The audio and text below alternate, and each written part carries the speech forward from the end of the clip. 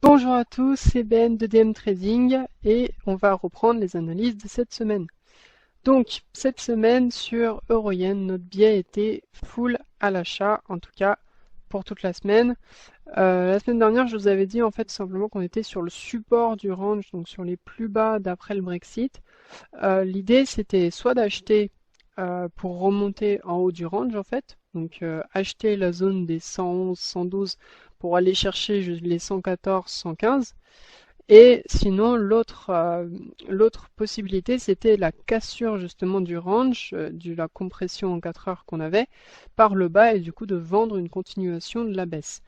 Finalement, c'est le scénario haussier qui s'est réalisé. On a fait un trade de l'espace. On a pu acheter avec la LED DMT. En fait, la LED DMT, on avait programmé le robot pour qu'il achète la cassure par le haut.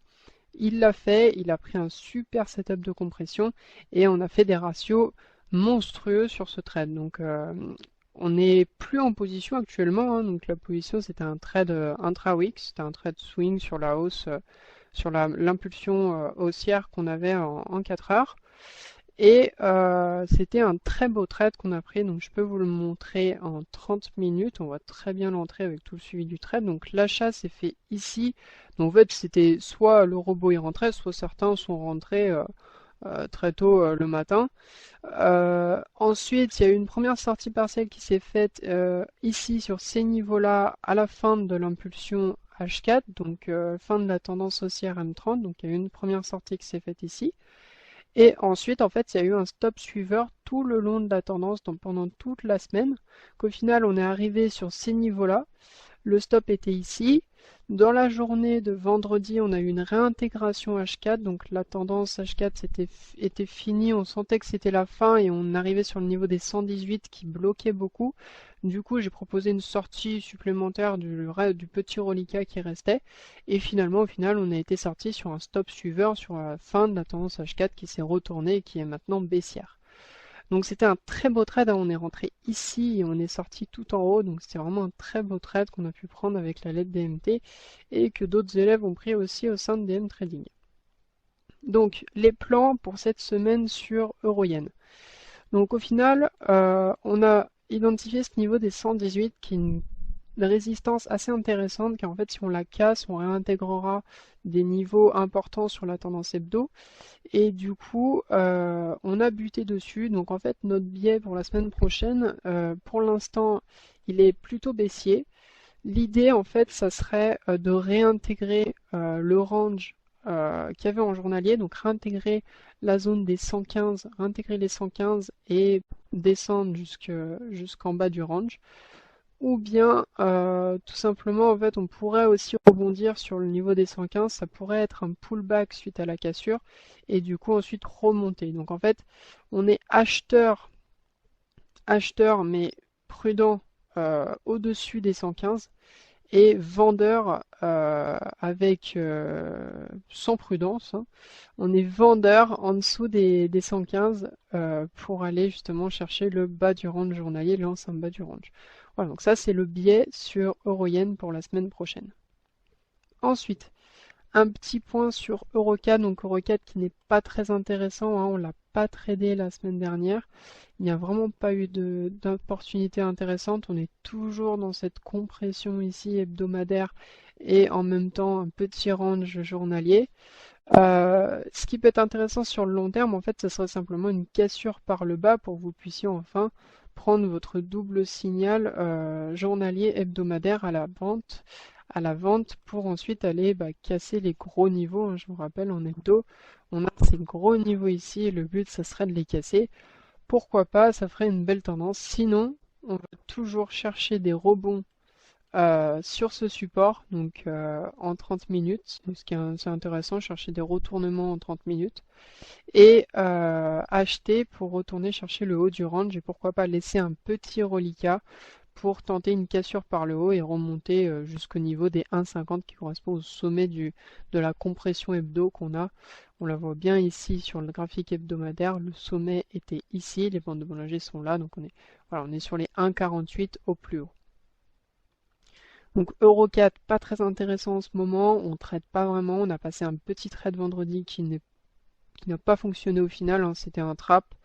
Maintenant, on attend et on voit ce que ça va donner sur le 4 heures qui n'est pas très intéressant non plus. On n'a pas de compression, on n'a vraiment rien du tout. Donc c'est une paire qu'on tradera moins dans les jours à venir, en fait en attendant tout simplement des plus beaux signaux, des sorties de compression, des belles tendances en journalier et en hebdo, et on se fera beaucoup plus plaisir dessus. Voilà, donc Eurocad, vous pouvez le mettre de côté, mais surveillez quand même le journalier et l'hebdo, les sorties de compression, ça peut être très intéressant.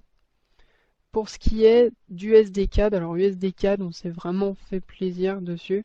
Donc on a eu la vente pendant la semaine, donc je vais me mettre en journalier, on verra mieux, voilà.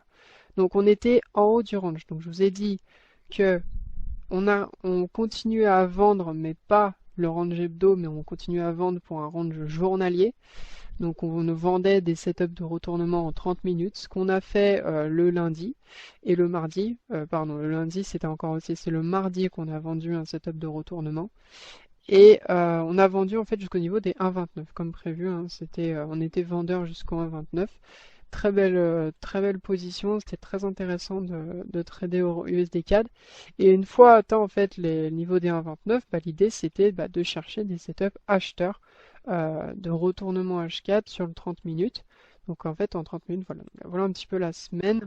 Donc il y a eu une vente ici avec une sortie sur ces niveaux-là. Donc le trade était assez court. Ensuite, il y a eu des possibilités de vente encore dans la semaine, mais pas très intéressantes. Certains ont laissé des reliquats descendre. En fait, certains ont géré ça un peu plus sur le long terme. Et c'est pour ça que certains ont réussi à faire descendre leur position jusqu'en 1,29. Ce qui était le cas pour moi et d'autres. Sinon, s'il y avait une gestion classique, en fait, on sortait ici, mais quand même en gain. Donc voilà, c'était un petit trade histoire de trader USD CAD cette semaine. Ensuite, il y a eu un trade très intéressant. C'était vendredi, en fait, on était arrivé en bas du range et l'idée c'était d'acheter.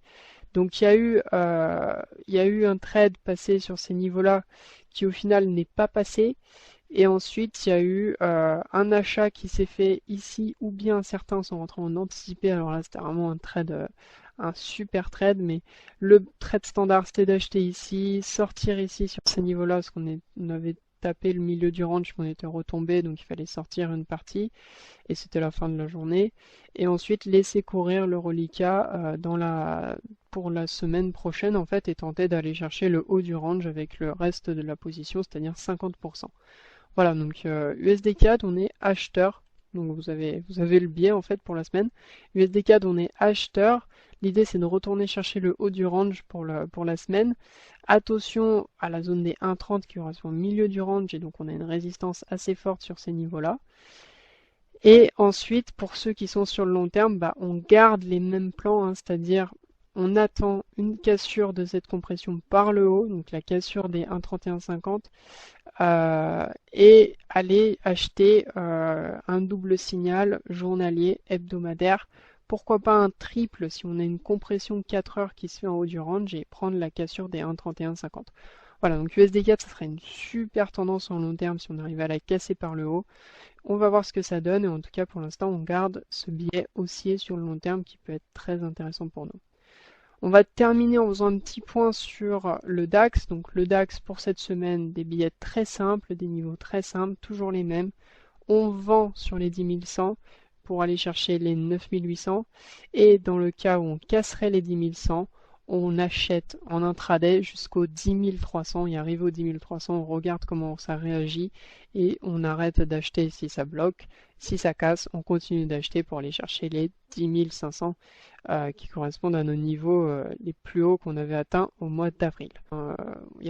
C'était pas très compliqué. La semaine dernière, notre trader Val s'est vraiment fait plaisir sur le DAX. Il a passé de très beaux trades, beaucoup renforcé, de belles tendances haussières. Je vous rappelle, on était quand même parti de tout en bas, hein. Je vous avais proposé le rebond sur les 9400, 9200. Vendredi, on avait bien rebondi sur les 9400. Et en fait, au final, on avait peur que lundi ça redescende. Et au final, lundi, on a réussi à casser les niveaux des 9800.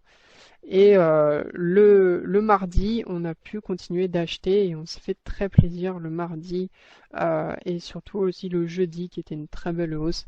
C'était une belle semaine sur le DAX, de très beaux trades et de belles opportunités.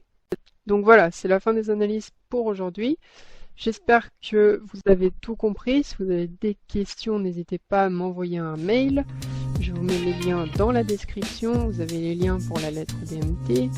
Et je vous souhaite une bonne semaine et à bientôt. Au revoir.